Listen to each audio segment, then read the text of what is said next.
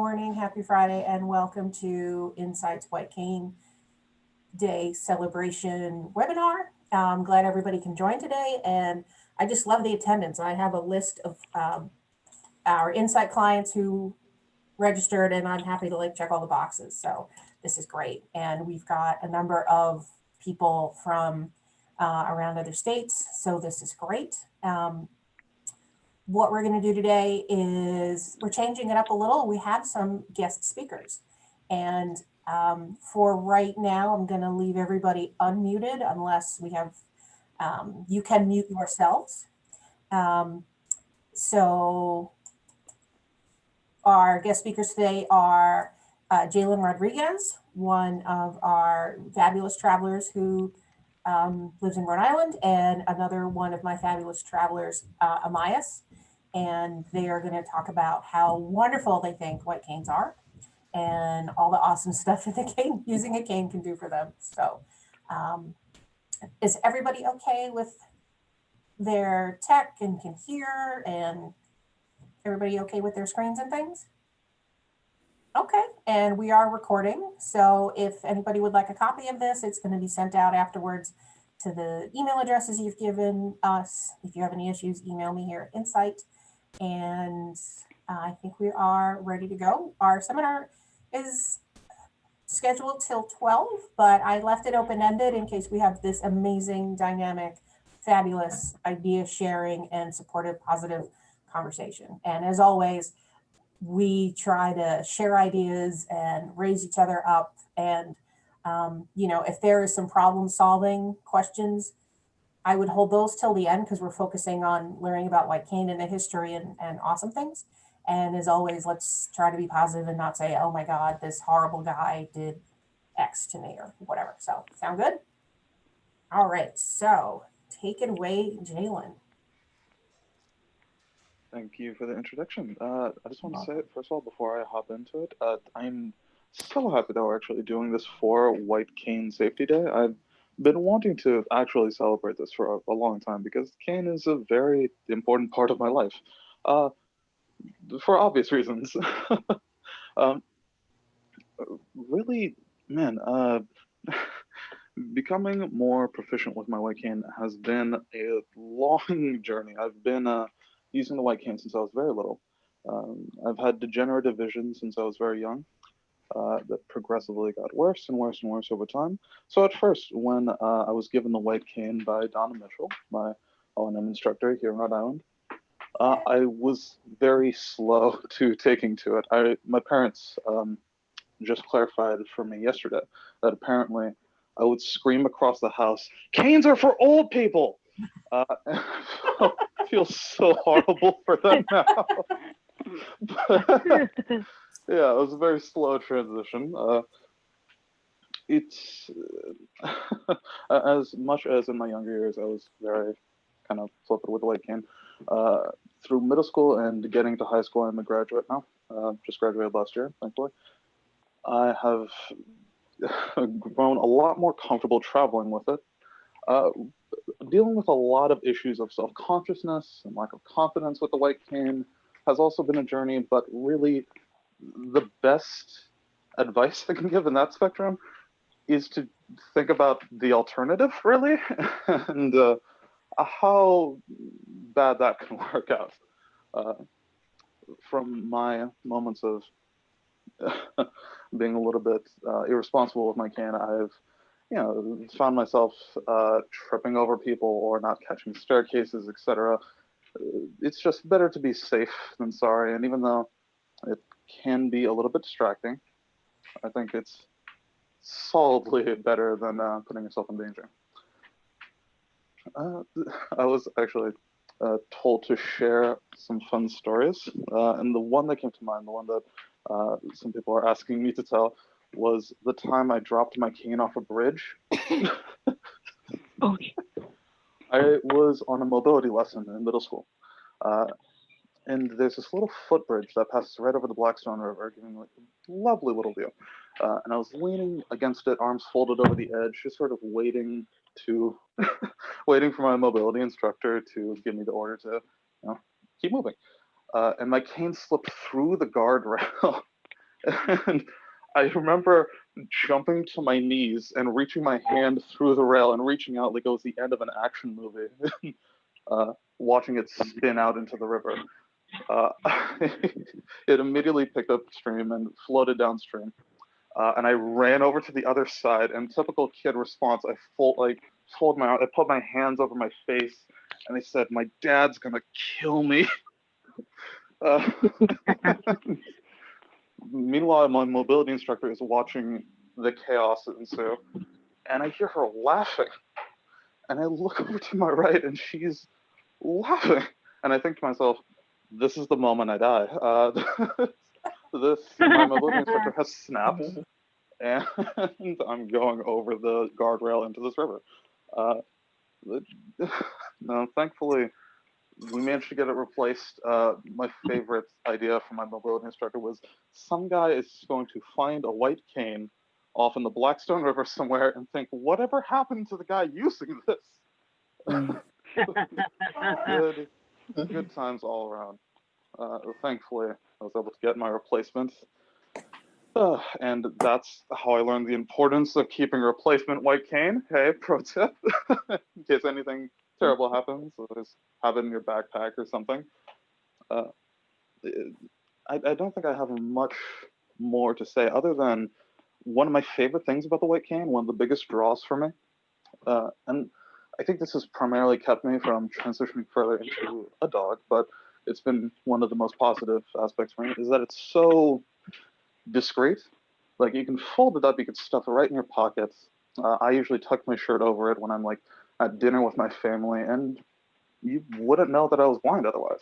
It, I don't know. There's something about that, the freedom that that lends, that is very refreshing. And I think it's been very positive in my life, especially like going into exploring the alternative white canes, like ID canes, for example, when I'm dressing up, going to presentations, etc. It's just so customizable to how you feel, what works best for you, the different tips, the different makes, the different grips, and it's so liberating. And I'm so happy again to be here speaking on it and speaking about all my positive experiences. White Cane Day should definitely be something more freely celebrated, in my opinion. Uh, and thank you for letting me speak. But that's all. I hope I hope that wasn't too short. So Jalen, Jalen, sorry, go ahead, Donna. Donna. Hey, Jalen, it's Donna. Hey. Wow, how are you? I'm fantastic. I wasn't expecting to see you here. Hey. So for all are of you our kidding listeners, me? Listen, Donna I Mitchell do not want to. I'm just going to introduce you, Donna. Okay. Oh, okay. Okay. So Donna Mitchell is Jalen's orientation and mobility instructor. So Jalen is, a young independent gentleman who's a recent high school graduate, and we think the world of him and just wanted him to share and participate today. So, and of course, I invited Donna and everybody in the world to say, "Oh, come listen to our presentation today." So I just want to say that, Jalen, it was such a pleasure to work with you for what seemed like 1,000 years, because we were together from the time you were little itty bitty until you were a grown adult. And so proud of you. You just worked hard, and we had some good laughs together. Oh yeah. Very fun experiences, very scary experiences, like dropping the can off the bridge, but all in all, phenomenal time. I've learned a lot over the years. Thank you. So Jalen, a lot of our Insight clients are folks who are new to their vision loss. They're, as a child with vision loss, you got training through school. And here at Insight, we serve everybody wherever they are in Rhode Island. And most of our Insight clients are people who lose their vision later in life. And it is it's a significant, vision loss is what it is for everybody. In general, the clients here at Insight, they're losing their vision later on in life. it's a big transition. It's a big, change. They're not driving as much. It's a big adjustment for them and their families. And as the instructor here, quite often when I speak to someone about learning how to use a cane, they say, I'm not there yet. What kind of words of wisdom would you have for somebody who is in that place saying, I'm not there yet? Thank you for the question. Of course, I can't speak hugely on losing your vision suddenly or gradually later in life. I've had it all my life and been learning to live with it. But the main thing I suppose I could say uh, when you say I'm not there yet is, in my experience, meeting the blind and interacting with so many people from this lovely community, there is so much power to be found in being blind and seeing the world from a different perspective. And I think while it can be very scary transitioning into it, there is so much to be found here. And when you feel comfortable opening yourself up to the community, to the subtlety and the subtle graces that being blind, with all of its more blunt, less graceful moments, uh, I hope that you find the best. And I will say that there's just so much to offer once you open yourself to it. And the first step to that, I think, is by gripping your white cane with pride and accepting this new aspect of you. And while it's scary, I think you are able to find power in it. I wish nothing but the utmost power that you find with your journey. That is I hope. just fabulous to hear. And you are so well spoken and articulate. Thank you very much. I appreciate it. I You're hope welcome. that helps someone out there. It does. It does. So, and that is one of the main reasons why I wanted to start off this workshop with hearing from the horse's mouth, from somebody who is a cane user and can talk about the positive feelings, because that's what we're doing. We're celebrating it, and we're also sprinkling it and spreading some knowledge in there. So, um, so the next part that we're going to talk about is I was joking around with my guest speakers today, saying, with Jalen and Amias, I want you guys to talk about some things, and it's going to be so interesting. But I'll go in the middle with the boring part. So here's my here's the informational stuff that's not as interesting as letting your cane fall off a bridge. But anyway, so I'm just going to share my screen and run through some interesting tidbits here. So what you're going to see right now is my PowerPoint. Okay, so today's seminar is the White Cane Celebration, brought to you here at Insight. So the purpose of our workshop today is to talk about the long white cane, the purpose of it, where to get one, how it's helpful for people with low vision, no vision, and how much training is needed to use one. And we're going to be hearing from two gentlemen who will speak about their experiences using the long white cane. And as always, our target audience is our clients, first and foremost, our clients, folks with vision loss, and the professionals and families who support them. So, what is White Cane Day? I bet you guys are so excited. White Cane Day is in 1964, Congress adopted a joint resolution designating October 15th of each year as White Cane Safety Day, and recognizing that white canes enable blind people to travel safely and independently. So we heard a lot about that from Jalen. And we're going to talk about that more. So canes. What we're speaking about are long white mobility canes. They're the traditional long white skinny with the black handle called a grip, and the bottom of it's red. We identify those as for people with vision loss. Their purpose is for identification. Basically, when you observe someone using it, that means that they are dealing with vision loss.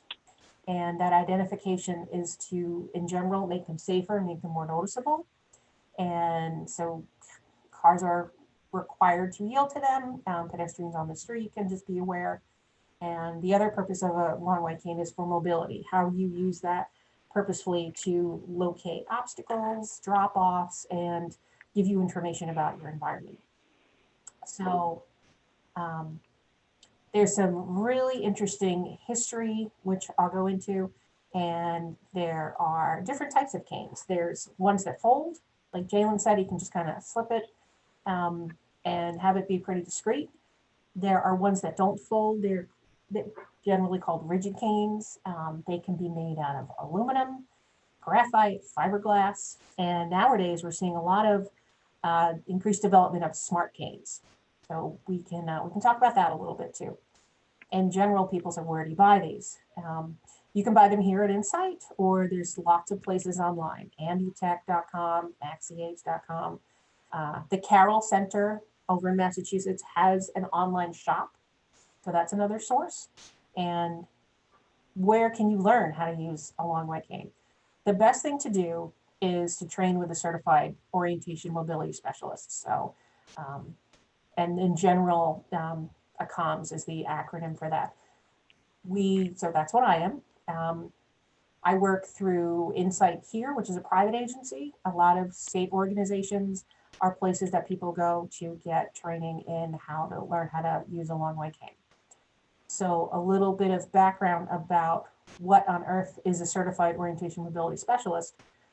We are trained in how to teach long white cane technique. And in order to become specialists, we had to go through hundreds of hours wearing blindfolds and doing all of the skills. So we have been there. I have sat on somebody's lap on the bus while I was wearing a blindfold. I have tripped over things. I've fallen off curbs while I was learning. And so I hope this gives the people I work with some security and understand that I do have experiences traveling around without vision. Of course, it's nowhere near what our folks live with day to day because I could take my blindfold right off, but just to give people a little background on that. So there's white cane laws, which is really what we're trying to spread knowledge about today. So every state has their own laws. In general, they all basically say, we're about to go over. White cane use is restricted to folks who are blind, and the law is written out here. Use of a white cane is restricted to blind persons. It is unlawful for any person, unless totally or partially blind, while on any public street or highway, to carry in a raised or extended position a cane, a walking stick, which is white in color or white tipped with red, which is really kind of cool because it sets aside that universal design of the long white cane to be recognized, which I think is really, really fabulous. And one thing I'd say to folks I work with is you're in training to be a ninja. So this is what you're going to use. The next law is about how cars have to stop for people using a white cane or people using a guide dog. So this is a mouthful that I'm going to read, but the gist of it is that when a pedestrian is about to enter a crosswalk waiting at the edge, who is a white cane user or has a guide dog, the law is that the cars have to stop for them. Now, I'm sure all of us realize, and a lot of our clients can tell us about how stop is seen as an option by a lot of drivers. They don't really, some people don't know this law. I don't know, people say this law isn't really covered in driver's ed class, but we always try to spread this knowledge. So the law it's lengthy, but it reads, whenever a pedestrian is crossing or attempting to cross a public street or highway, which who wants to cross a highway? But anyway, guided by a seeing eye guide dog or hearing ear signal dog, clearly identified as such by a yellow harness, which has been trained and educated to guide and assist the pedestrian in traveling upon the public streets, or for our cane users, carrying in a raised or extended position a cane or a walking stick, which is white in color or white tipped with red. The driver of every vehicle approaching an intersection or place where the pedestrian is attempting to cross shall bring his or her vehicle to a full stop before arriving at the intersection or place of crossing. and before proceeding shall take any precautions that may be necessary to avoid injuring the pedestrian. So I love that this law is in place. Sometimes I think it's kind of a sad world that we had to have a law that said this. You know, people in crosswalks are not, everybody should stop for them. So, so it's really kind of cool to read that law written out. And then I'm going to exit out of this. And I'm going to talk about the history of using a long white cane. So everybody's still with me? Yes. Yeah. Yay. Okay. There'll be a quiz later on. Yeah, no thumbs down, Jean. Yeah. Excuse me, Melissa. Yeah. This is Miranda. I was wondering if it's okay if I add, when you mentioned about like how sometimes stopping seems to be an option for people.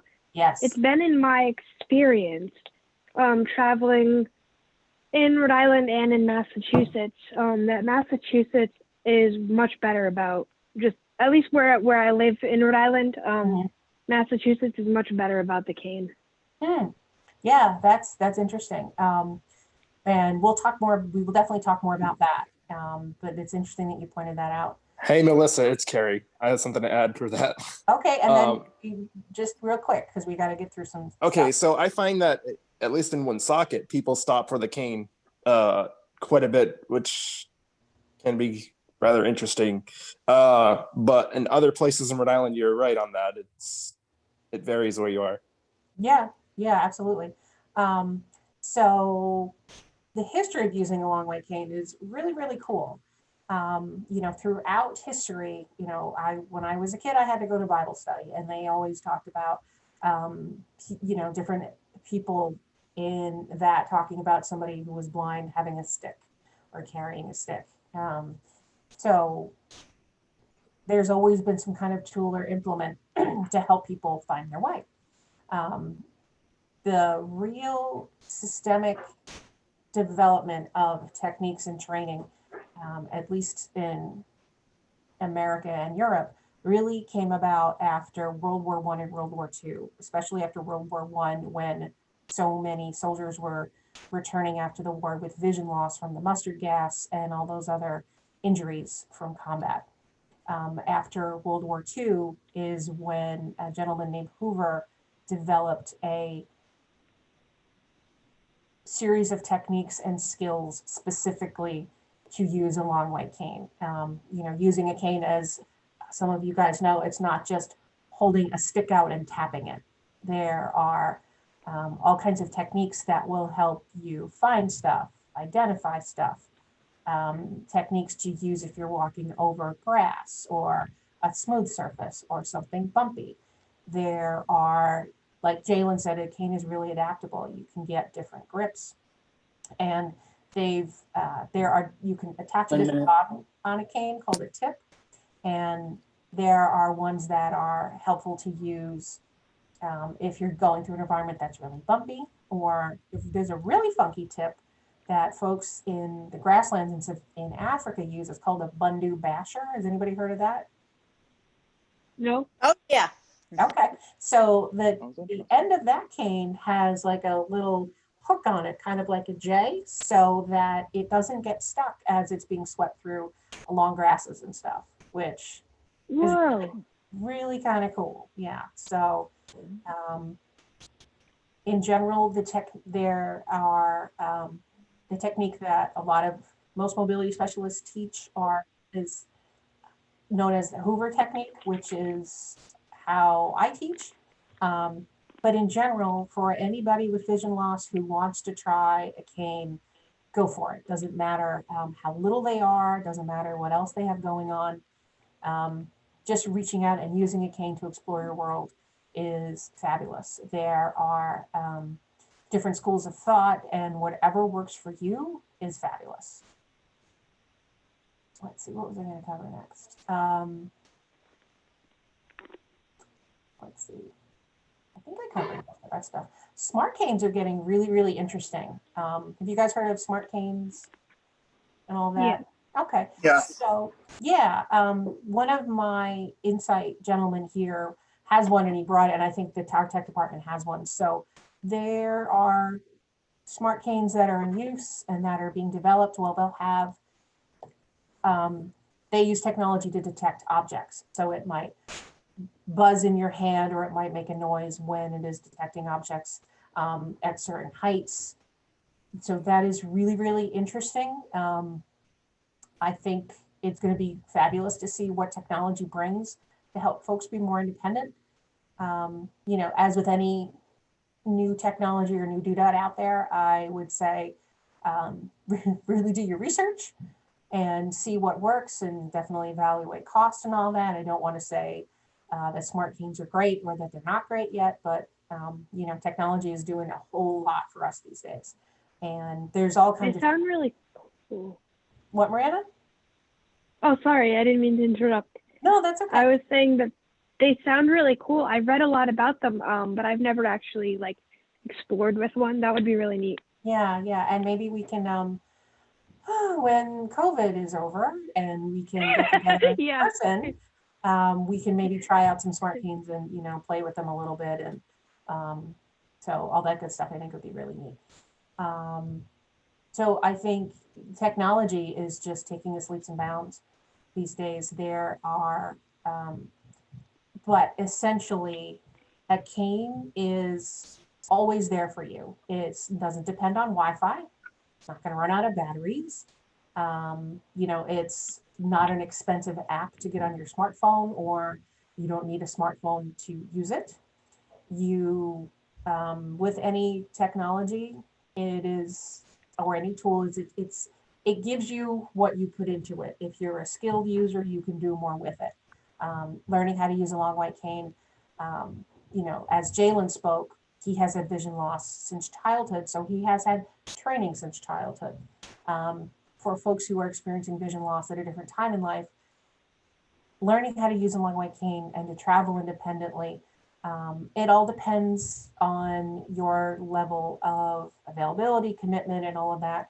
I would not want anybody to think that it's going to take them years and years and years to learn how to use a cane to be independent. You know, just after a couple of hours with lessons, you will be able to use it to find objects and changes in terrain on the ground in front of you and all of that. And even just carrying a long white cane makes you safer.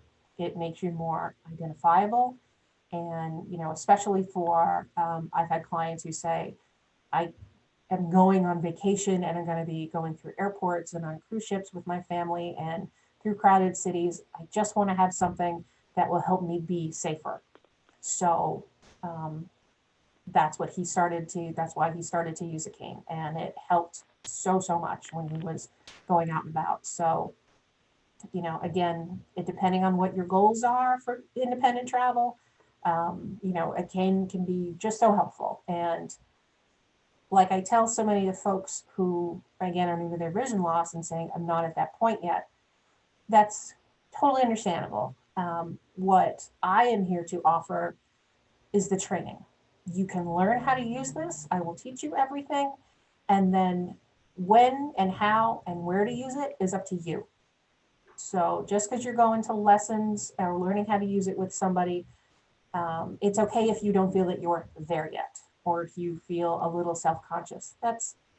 That is how just about everybody is. So I would recommend to anybody, start learning how to use it, because at least then you have that knowledge, and then you use it when you're ready.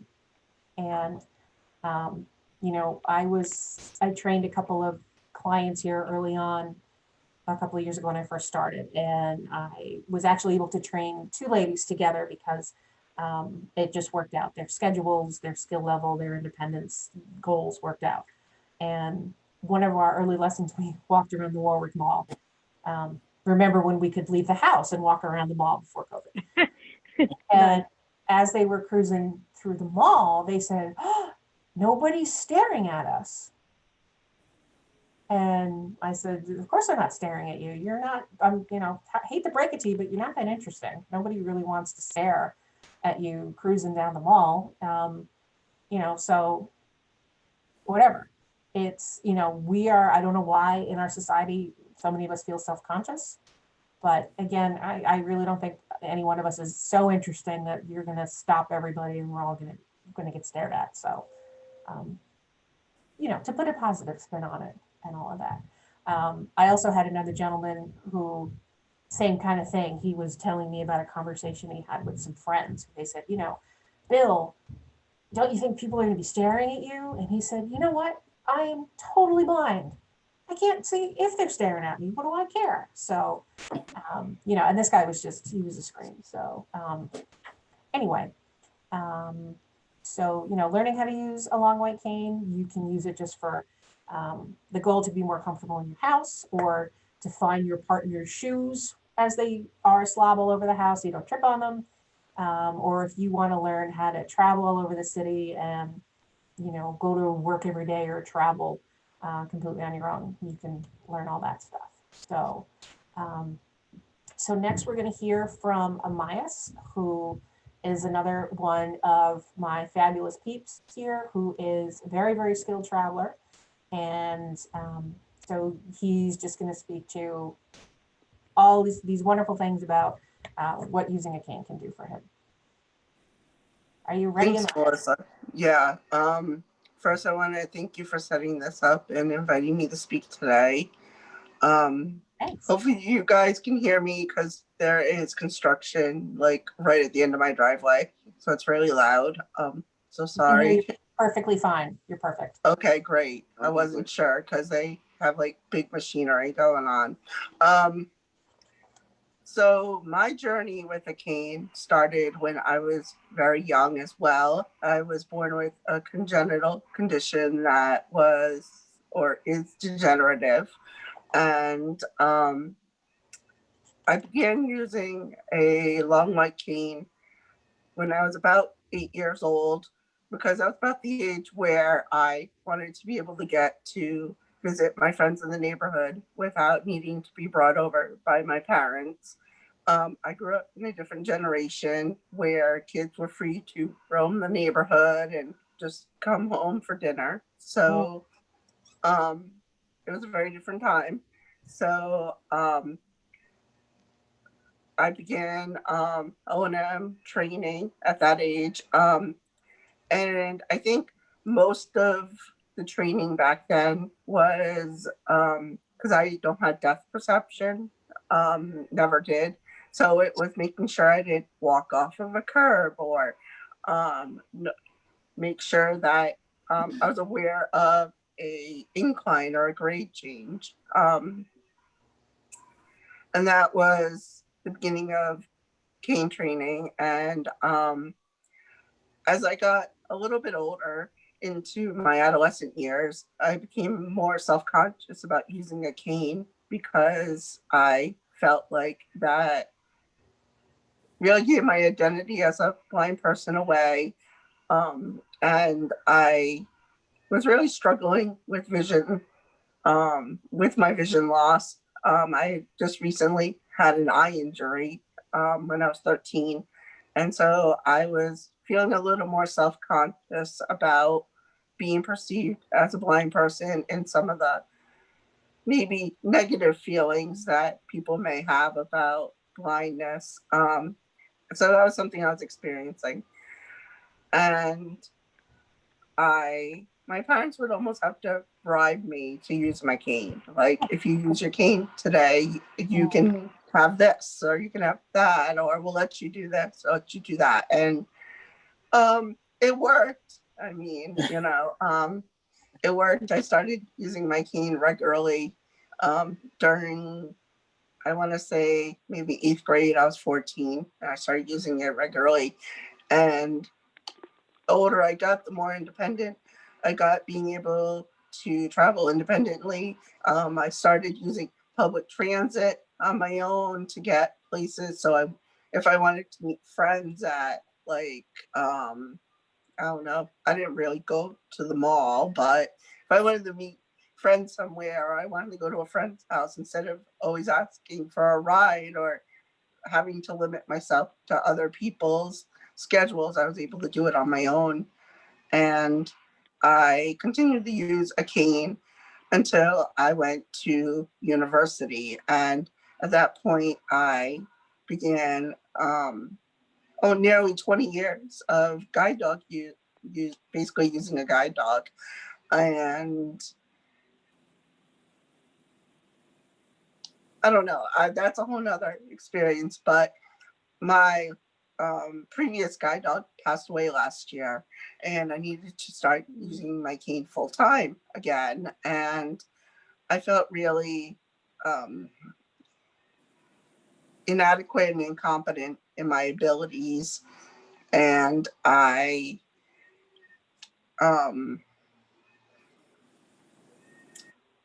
kind of didn't really want to use my cane. I much preferred sighted guide. But at the end of last year, I suddenly lost my eyesight completely and had to really face my vision loss again. Face the loss of, complete sight, no functional vision. And I had to start relying on my cane for my mobility. And I got in touch with Insight, and that's how I got hooked up with Melissa. And I really had a negative outlook on being a cane user. But I think through the training that I went through and the encouragement, I gained a lot of confidence in my own ability to travel independently, use the cane efficiently. And yeah, I don't know what else to say about my cane journey. I guess during the conversation that I had with Melissa prior to this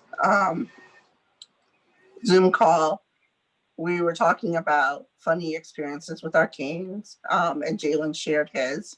And so my experience was, I was at university, I was in Boston, and I was about to get onto the subway there. And it was basically like I got on the platform just as the train was about to leave, and I basically like scooted as fast as I could to the train door, and my cane went through the door, and I did it before it closed. So the cane took off with the subway car, and I'm sitting on the platform like, okay, I'm screwed. What am I gonna do? And this is like pre-cell phone days, so, and I just felt completely lost. And the only thing I was thinking was, how do I get my cane back? Can I get my cane back? And what are the people on the T thinking about this cane being stuck in a door? So I don't really remember how I got out of the situation, but while retelling this story, I started thinking about all the blind subway rats, and now they have a way to get around. So, because if you've ever seen a Boston subway rat, they're like the size of a cat, so. But, That was, I don't know what else to say. So Amaya, it's so really cool to hear your feelings, like you and Jalen and other folks, right out of the horse's mouth, to hear this is what this is like. And, especially as you're saying, I didn't want to use this thing. This is nobody's great wish to say, oh, Santa Claus, bring me a long way cane. It isn't anybody's wish, Right. but it is what it is. And I guess the one thing that I would say is, like Jalen said, the pros and cons of using a cane is, if at any point you kind of want to, walk away from your blind identity for a moment, or just have some animosity, or the cane does fold up, you tuck it in a pocket, throw it in a bag, boom. Can't fold up a guide dog in the same way. Um, so I used to say that all the time. Is you can fold up a cane, you can't fold up a guide dog, you know. I So love, if I may, I don't mean to interrupt, but I love how you said it in the same way, implying that you can fold up a seeing eye dog. It just takes a little bit longer, a little bit less discreet. yeah, Yeah, it's true. yeah. Um, If you work hard enough, you can try. my guide dogs are on the bigger side, so they didn't fold up too well. They usually needed their own chair. So, you know, um, so I will say that, you know, there is the maintenance is a little easier for a long white cane. It costs a lot less to maintain. Um, and like you said, there's a lot of versatility with a cane, like the grips, the length of your cane, the tips, the material they're made out of. Normally, when you get a guide dog, unless you have really high demands, they usually show up in one color and they don't change that color, you know? So um, I, I do have to say, I prefer being a guide dog user, but I do definitely see the benefits of cane use.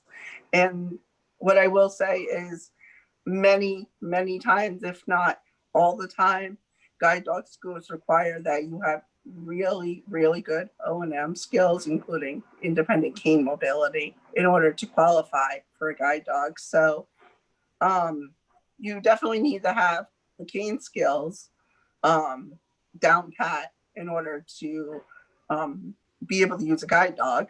And they each have their pros and their cons. You don't have to toilet a cane, you know.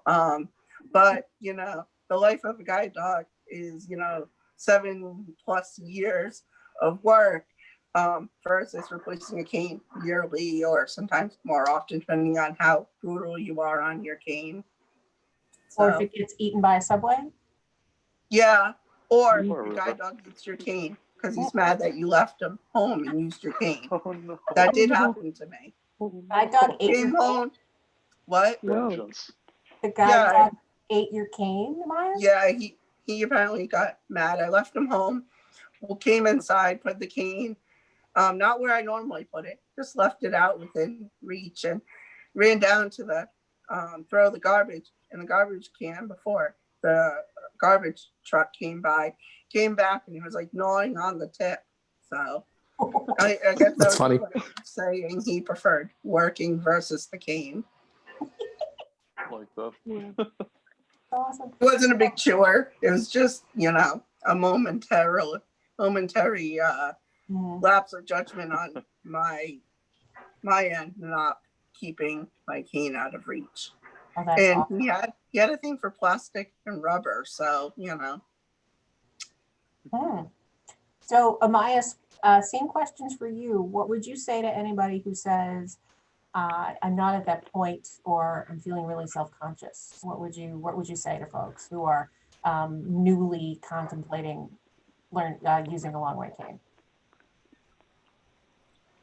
I think I would just reiterate from my own story. I went through phases in my life where I wasn't ready to use a cane, that I didn't feel comfortable with my blind identity at the time. So putting my identity out there as a blind man was scary for me. Sadly, yeah, I had a few experiences where people didn't let me know they were around me and would just grab my arm to guide me across a road. And that really throws off a blind person when they're focused on what, you know, traffic patterns versus, you know, someone, you know, who very much wanted the help but couldn't help. Wasn't being helpful. Sorry, should say wasn't being helpful in a like a good positive way. So I think I needed to learn to own my blind identity. And the few times in my life that I went through experiences of losing vision, like having a significant decrease in vision that happened very suddenly, happened about 3 times in my life before this past Christmas when I lost my eyesight completely. Mm. Every single one of those moments was a really pivotal point in my life. And I think the people who are around the individual who's blind and needing to go through this transition and with a change of life is to be sensitive to the fact that there's lots of other things that may be going on in their life that's compounding the stress of dealing with vision loss. To the person who is at a point in their life where a cane is almost needed, is to think of it as a tool in your toolbox versus like an append. Like some people see it as an appendage. It's just an extension of their arm, and some people see it as a. I look at it as a tool. It's a device, or it's a piece of equipment that allows me to do the things I want to do when I want to do them. Like an example is they opened a new Starbucks near my house this year, and there hasn't been a Starbucks like really close by in a long time. And for me to be able to not need to wait for somebody to escort me to the Starbucks down the road is a really good thing in my life. Plus, I have a coffee addiction, so I need my coffee, not necessarily from Starbucks, but I need coffee to live, apparently. And so being able to do that without having to wait for assistance or wait for a ride or wait for somebody to go and do it for me was really important. The other thing that I will say is I had family members when I lost my eyesight back in December who were afraid for me to go out independently. They just wanted to kind of coddle me and stay home and not take the risk of traveling independently. They just didn't think it was possible and they didn't really want me to. But I think one of the positive things that came out of working with Melissa is now when I go off and I do something, some of my family and friends are like, oh, wow, you can do that now. That's crazy. Like they're really impressed with the capabilities that a person who's blind can navigate the world like that.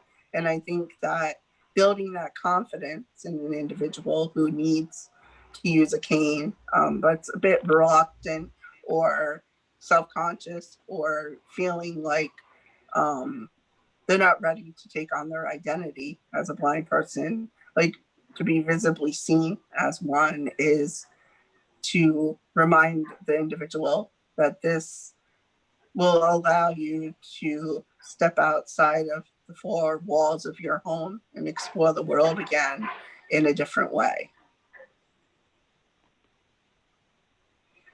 Sorry, I went on a tangent. Sorry, I do that. No, that was just fabulous and so positive to hear and so powerful. And you know, you and Jalen and a lot of our other folks on this call are really seasoned, independent people. And I just want to well, I know that you guys are exceptional.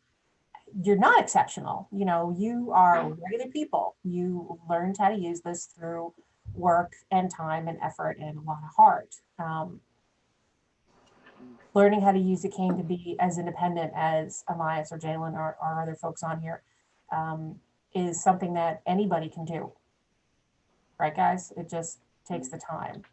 Melissa, would you mind if I jumped off of that for a second? Just I loved your incorporation of heart because it takes so much to get used to this. It is a part of your life, and I'm glad, Amias, you were able to speak on accepting it as part of your blind identity. I haven't heard that term until today, and I'm really glad I did. But I just want to throw something out there as well. Amias, you had mentioned part of how you view the cane very much has an effect on how you approach it. You know, whether it's a tool, whether it's an extension of your arm. by this point, I've somewhat learned to, yes, use it as an extension of my arm, but also, and this might be a tad bit silly of me, uh, for those of you who have some vision left or honestly find yourself inclined towards fashion, one of my favorite experiences is when I get to match an outfit with my cane colors. It's something so delightful about feeling great about how you look out there and incorporating the cane almost like, yes, a tool, it is something to be respected, but also an accessory. And there's something so delightful about having that relationship with it that has definitely allowed me to feel more comfortable reaching out and grabbing it instinctually when I'm about to leave the house. It's absolutely a big part of my relationship with it. I'd have to agree with you, Jalen, on that. Is especially when I was younger. I'm in my 40s now, but when I was around Jalen's age, it was really important. It was really important for me to create an identity for my cane, almost in a way. I knew people who like named their canes, or they would. I did that when I was little. Oh, yeah. Yeah. Oh, So, but one thing that I really did as an older teenager and as a young adult, like at university, I actually got my first guide dog at the end of my first semester, my freshman year at university. But using my cane, intermittently when I couldn't have my guide dog with me, even I felt really important that my cane was fashionable as well in a way. So I may not wasn't able to really match outfits, or I didn't think to do that. But like at Christmas time, I put like a Christmas ornament on like the loop handle, and just do different like fun things to kind of like make it feel a little less I like that. like yeah. Yeah. I used to decorate my cane Celebrate it. too, actually. Did you, Miranda? Yeah, I did. And this is Miranda. I just wanted to say that the both of you did a great job. I thought it was such an interesting perspective. I've been a cane user. I've been blind since birth, and so I've been a cane user since I was really young. And the cane, I thought it was really interesting to hear how you both like didn't, had to get used to it and like had a hard time with it. Because even though I've been blind since birth, I actually wasn't a fan when I was younger either. And I used to name my cane. And I like one time I put a bunch of keychains on it and like would decorate it for Christmas and stuff. And but I would say as I got older, the cane, like my cane has helped me a lot when I was in college. I never would have made it without it. And even just like traveling on the train in Massachusetts, it helped me get my way out of a train car, because I got a little lost because I couldn't find the conductor. So, and I don't know how helpful this will be, as somebody, again, who was blind since birth. When I was a child, canes for little kids didn't exist. So they had to actually cut an adult cane down to a child's size for me. But I've learned that over the years that the people who care about your cane, I mean, everybody needs to adjust, obviously, but especially for those who lost their vision. But the people who really like, it sounds like silly to say, but like the people who really care about you, your friends and family, like even the new friends you make like in college or wherever you are in life, like they don't care. They'll learn to like accept it along with you. And so the people who like have an issue with it, I would say are the ones that like don't really matter. And the ones who care, like your cane doesn't really matter. It's just, it matters, but it doesn't, Mm, I really that's like that. It very yeah. much speaks to who cares about you and your health and your traveling, your independence. And, it definitely speaks to who you have as a friend if they support this aspect of your identity, I think. I'm glad you brought that up. So you Yeah, guys are and I mean, all even as a blind person, like I understand how people would have a hard time with it. Like, Oh, so yeah, absolutely. so you guys are I just love this conversation. It's wonderful. I do want to ask our folks for so a lot of people also say, well, especially for older folks or folks who've got other things going on in addition to their vision loss. They might say, I use a support cane. I don't think I can also use a long white cane, or I'm not walking that much, or any other physical issue. Anybody can learn to use a long white cane. If you've got additional disabilities, you absolutely can do that. It does, it takes work to learn how to manage. If you've got a support cane and a long white cane, you got two hands. I started working with a gentleman who only has one arm. He's learning how to use a long white cane. I have worked with folks who have such a variety of vision loss. Some people can only see a teensy bit in the middle.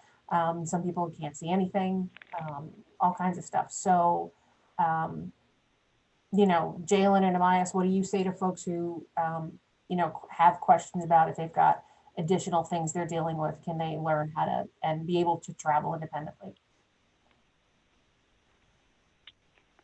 I could speak to that. Or Jalen, do you want to go first? I was actually just about to ask you if you'd like to go first. I Oh. have little experience in this field. Okay. I have a little more experience with being blind and having other complications. I won't get into it too much, but I had a stroke last year as a result of a cardiac arrest from a really bad infection. And so my left hand is significantly weaker and slightly paralyzed. One of the very few remaining difficulties from the stroke. So while working with Melissa, we needed to figure out how to use a cane with my left hand, because my right hand is occupied by other things, and needing to be able to use my cane with paralysis and weakness. So many times it's a bunch of trial and error modifications, like if people have hand weakness, sometimes wearing a what do you call it, like a hand brace of some sort can help with giving you that extra support. There's things like that. If you have poor balance, there's many ways to take to use, like Melissa said, a sport cane with a long white cane. I knew an individual who has cerebral palsy and needs to use two forearm crutches, and her O&M instructor was able to tape her forearm crutches in the pattern of blind cane so that she could be better identified. As she didn't really need a long white cane so much for mobility as much as she needed it for identification purposes. That was a good solution for her. That's really good to know. So just to put that out there, that there are ways to adapt and make this tool work for you. So one thing I just love all the perspective of you guys, and I also wonder if any of our grown-up users, like, I don't want to put you on the spot, Pauline, and hopefully you're still there, but being someone who was new to learning how to use a cane, you did very, very well, got over being self-conscious and wondering how this was going to work. Do we have, we're just going to start winding down because it's 12 o'clock. And I know people have to go and do stuff. Does anybody have any questions for anybody in this? If you're new to your vision loss, or, contemplating or just want to know more about a white cane. Anybody have any questions? Excuse me, I really hate to interrupt. I can't wait to get to the questions, but I just want to say, for anybody who might be leaving soon, I mentioned earlier what I said to be like the power found in the blind community and accepting blind identity. Would you mind if I just speak a little bit more on that, just for a few moments, just in case somebody has to leave soon? Sure, go for it, Jalen. Parting words. So One of the things I find most interesting about interacting with the fully sighted people in my life is that the perception for them really is the foundational reality of like the five senses that we're all familiar with.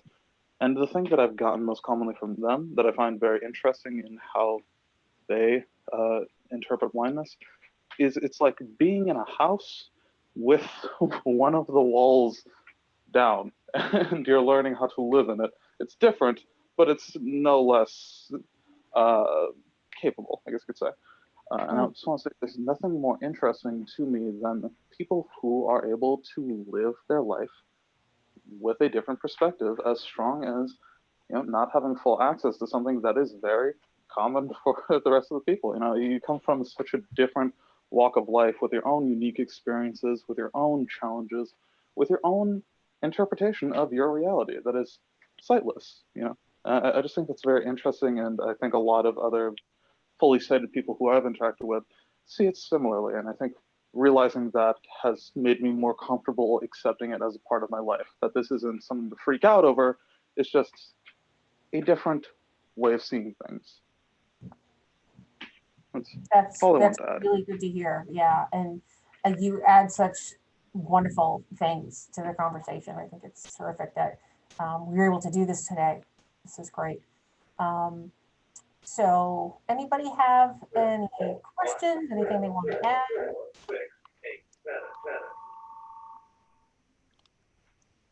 Okay, so we're gonna wind down, and just to let everybody know, this recording is gonna go out. One second, I'm just gonna, there we go. So thanks everybody for participating, and we can keep going for another couple minutes if people have anything they want to add or questions for general people on here. We've got, in addition to Amias and Jalen and some instructors, we've got a lot of variety of Insight clients. So we'd love to hear from anybody if they have anything to add or any questions. Melissa, when we get in Starbucks next? Oh goodness, I know. I definitely need I love Starbucks. Oh yes, yes, I do. I love the Starbucks, and it loves me back. Right? I actually. Yep. I like their very want to get coffee for $6, right? Sorry, Miranda, what were you saying? Oh, sorry. I was just saying that I love their very, very hibiscus iced tea. Ooh, that sounds good. My favorite. This is Angie. I have something to say. Yeah, Angie. Hey, how you doing? I can identify with a lot of what Jalen has said because I've been blind from birth due to being born prematurely, underdeveloped optic nerve, and also too much oxygen to the optic nerve. Gotcha. When I was younger, I hated the cane. I threw it down the sewer hole. They were doing construction in my house, and I just there I threw it in. I destroyed every cane I owned when I was younger. Until I was in high school, and a chemistry teacher's like, "What, you want your mommy or your daddy or your brother to take you on your first date?" And that's just like, whoa, you know what I mean? Yeah.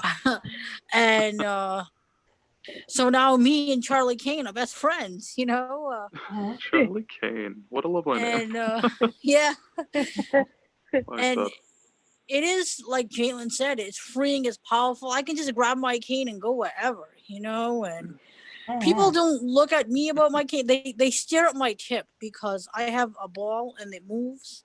And they're like, oh, look at that, it's moving, and Ooh, a squirrel.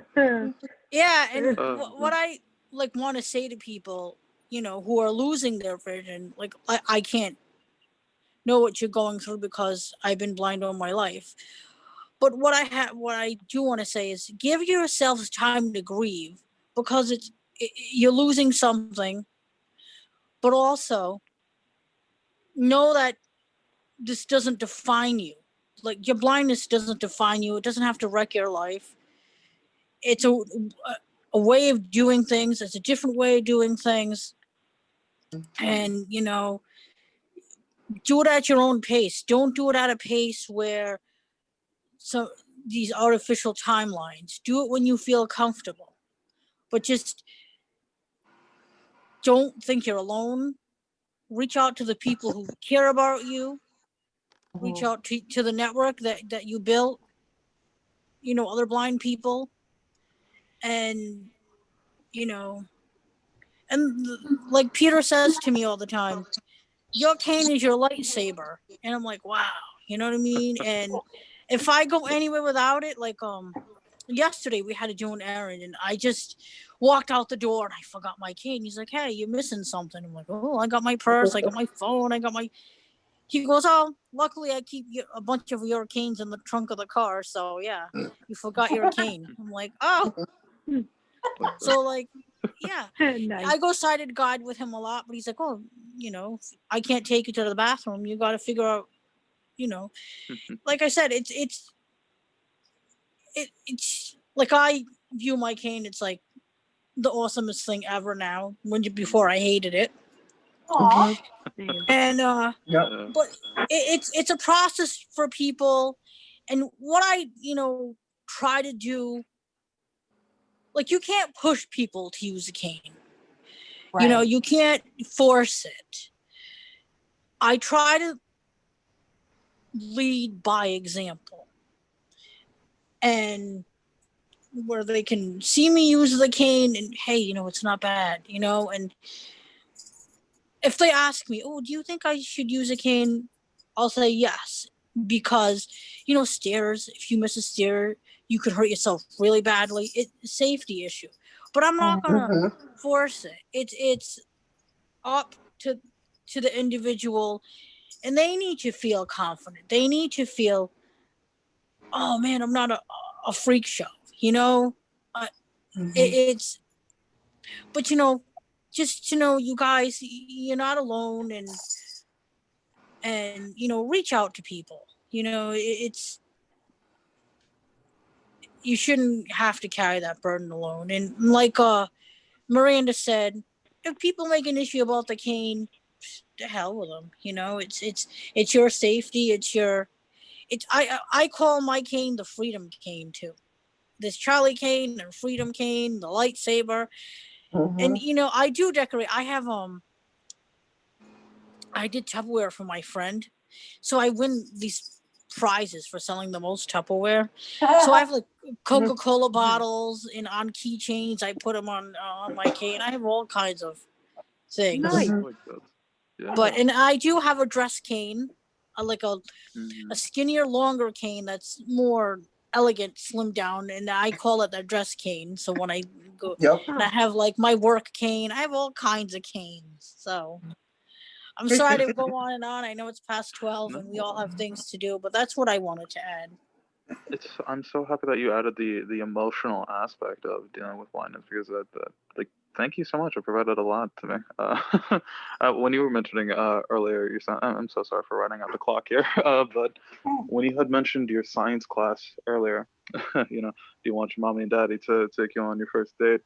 That spoke so deeply to me, but in sort of the opposite framing, I remember when I was younger, when I was in high school. Of course, I'm young blind, but I'm also a teenager.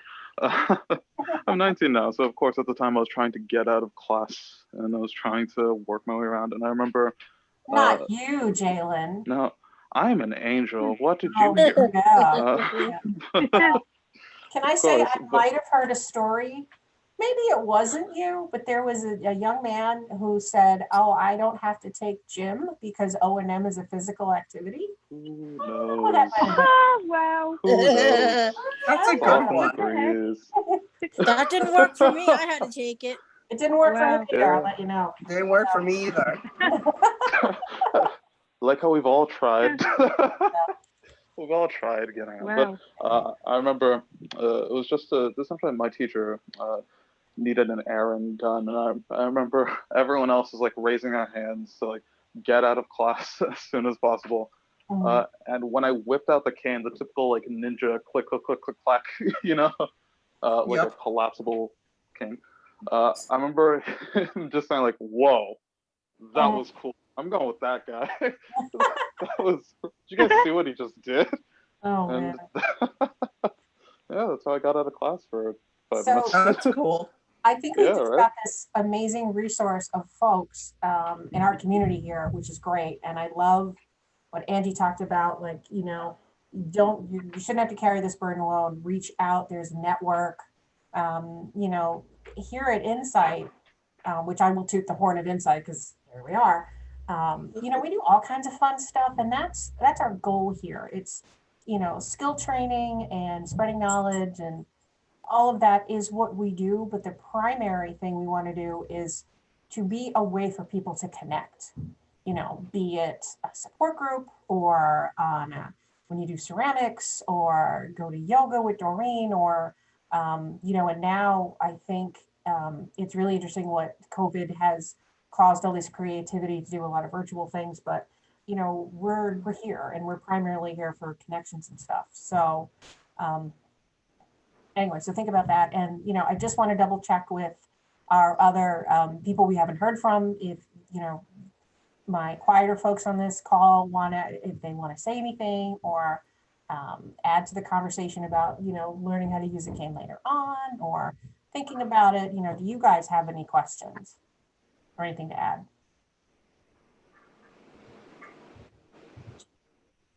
Okay.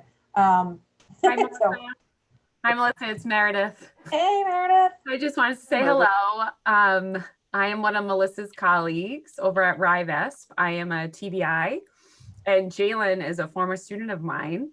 And I am so excited. I don't know if you knew if I was on the call. I jumped in a little late. I had no idea. Yeah, here I am. I just Kinds of wanted to surprises say hello and how proud I am of your growth and seeing you as a young man now and hearing you. And I think it's just great. And this was a very empowering session to listen to. So thanks for inviting me. Thank you for joining, Meredith. That's awesome. That's awesome. Yeah, and I think this is one of the greatest workshops we've ever. I just feel so fabulous from this, and it's not my coffee. I mean, I do really. It's, you know, excited.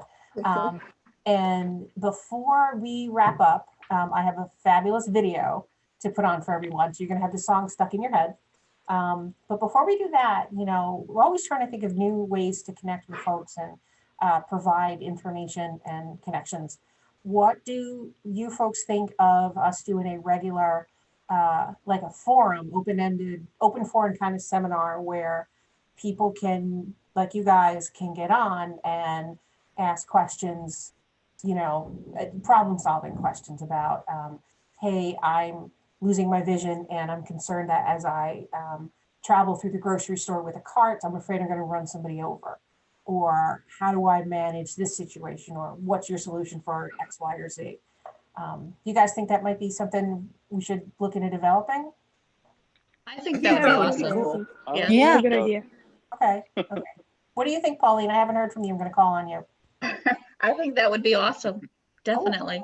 Cool. Because I always think about that. I go to Target and I get the shopping cart. I'm like, all right, now what do I do with my cane? Yeah, so it's yeah. Mm-hmm. Because I could run somebody over very easy. So. I've heard about you. They have your picture all over Greg's Market and all that stuff. Probably, yes. Yes. So, Pauline, not to put you on the spot, but too bad. So you're, you know, we've heard a lot from our younger people, and I consider all of us young because I don't care. But anyway, but you as a, you know, relatively recent cane user, I mean, what do you have to tell folks about, like, oh, I'm self-conscious or not ready, or, I mean, what do you think the cane is doing for you? Well, I do use it when I go out by myself. Definitely, I have to. And when I'm using it and, like, say at the mall, people don't know who I am. I don't really care. It doesn't bother me at all. Yep. I think what really bothers me is being around people who know me and they kind of look at me like, oh, she's that bad, or you know, like they kind of feel bad for me, and that bothers me. So I tend not to use it more around family, truthfully. So I have to get over that. Yeah. I think that's really great that you shared that. That's not something, I don't think that's something that's really talked about. Families can be a really funny thing. I've got a lot of times there's a lot of families who say, oh, don't bring your cane. Yeah. Because and there's a lot of cultural things about using a cane and vision loss and any changes in life. So, well, they just won't say anything, but you get that look and you get that feeling, that vibe, that they're uncomfortable with your situation. Yeah. Yes.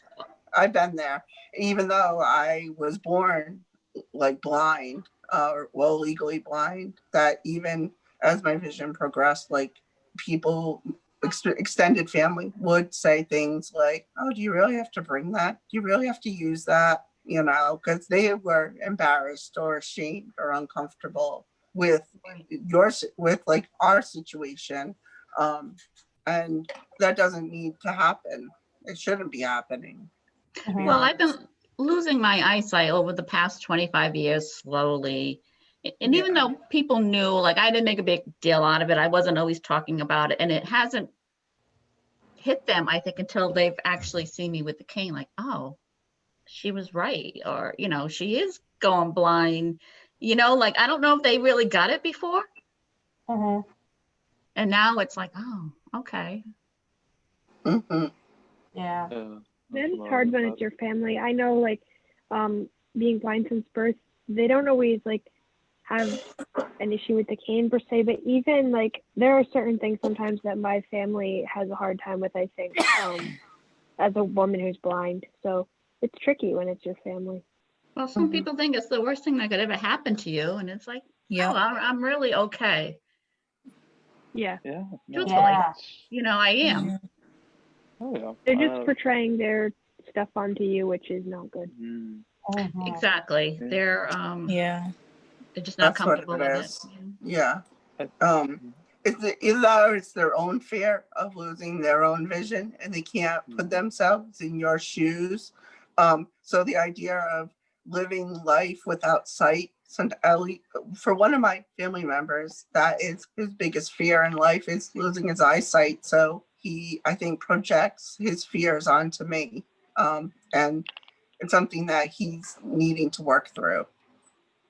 It's funny too, but with this COVID, I've been doing more at home than people who have vision. I've been keeping busy, and I really like that. Yeah, and I still go out, and I haven't had a problem. But I'm like, gee, you're not doing anything. You just sit at home. I mean, it just. Totally agree. Yep. Yeah. Waiting until school starts up again in January, I've done a lot more walking than I have when I was in classes, honestly. I just wanted to go back and touch on it. There's a lot of anxiety that comes from sighted people when seeing us, but I believe my email is attached somewhere in the Zoom thing. I don't know how that works. Melissa, I think you handled that. But I'm gonna put it in the chat, and I wasn't able to change your name to your email, but I will make sure when I email the recording of this to everyone, because I know we're going to be a big hit on YouTube, and we're going to have like 5 million views. But I will put your name. And for all of you folks who need a visual description, Amias has been cracking up. Angie, when you talked about high school, adventures with your cane, I think Amias spat his drink and almost fell over. So. Oh no, that was when Angie said she dropped her cane in the sewer hole. Was when I lost it and spit my water out and had to like go off screen to clear my lungs. Yeah. Oh my gosh. Fantastic. All right. So before you leave, don't leave just yet. So Jalen, you can add your last tidbit, and then I'm going to play a fabulous video. So sorry, I know I've been talking a lot. No, stop it. But one of the things I wanted to speak on fast, with the incorporation of mental health and etc. I want to say one of the things that has been huge for my process of getting used to the cane and easing into this as a portion of my life is having fun with it. And I just want to say, please, my email is there.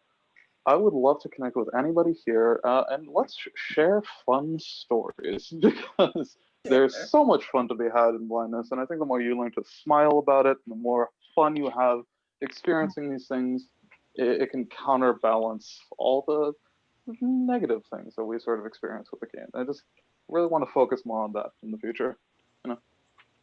That's awesome. That is just awesome. I love it. Okay, I'm gonna torture you with a video, which is so cool. And then I will be sending you your final exam from this. So, be sure to study. Oh, shoot. What am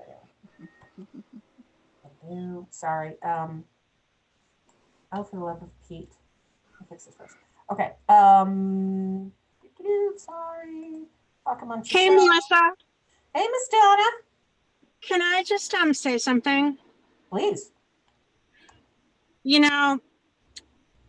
This every time I attend something like this, I'm so inspired. I'm inspired by the people that I've been so fortunate to connect with.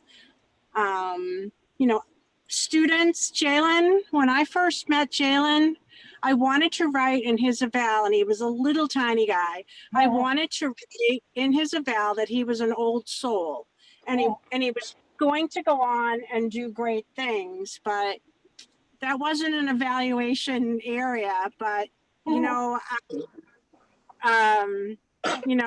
had the pleasure of spending time with you, and you have you've always been a rock star, and I'm so proud of you. And when Jalen graduated, I said, now we're friends. And so, yeah, what you all did today was just, it made me smile, made my head and my heart smile. So thank you, everyone. Oh, thanks. So don't leave. I have one thing to get stuck in your ear for the rest of the day. All right, this is a video that was made by, I think, Colorado School for Deafblind folks.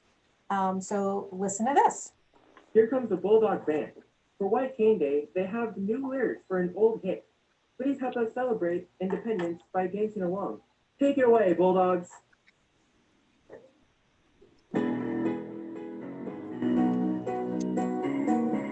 This.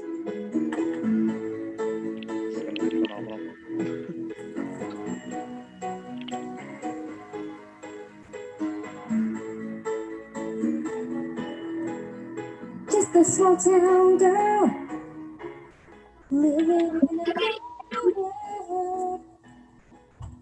She can use her cane to go anywhere.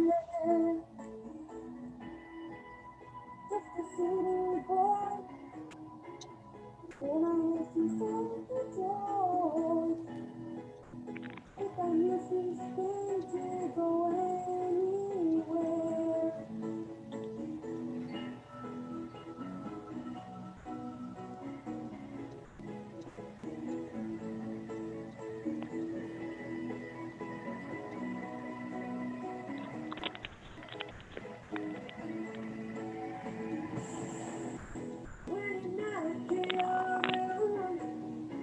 Your cane helps you find your way through.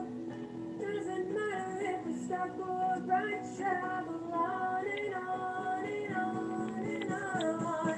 Stranger, walking up and down the boulevard. Use your cane where to run. Street lights, people, obstacles you can't avoid when you use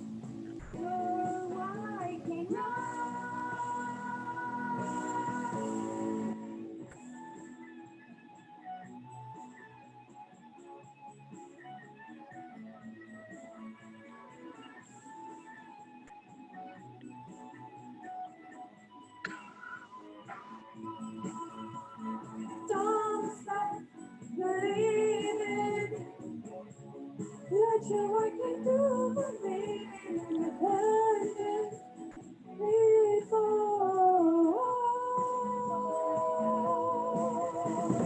Non-stop. So wasn't that just the coolest video ever? So I Is that hope on everybody YouTube? has that stuck in their head for the rest of the day. And That is phenomenal. Yeah. I love that. I thought that was great. All right, Melissa, so is that on YouTube? yeah, I can send the link in email. Cool, yeah, because I'll I have to think I've YouTube heard that it 'cause before. my I think I've AirPods seen died. that video. Okay. All right, so we are gonna sign off, and this was fabulous. Don't forget to send us all kinds of fan mail here at Insight and fan mail here at Jalen. And thanks so much to you guys, because this was priceless. I just love it, love it, love it. And on to more awesome things. Cool. Everybody have a fabulous weekend. You Thanks, too. you too. Thanks, guys. Thanks. Thank you. Enjoy Bye-bye, the everybody. holidays. All right. Bye.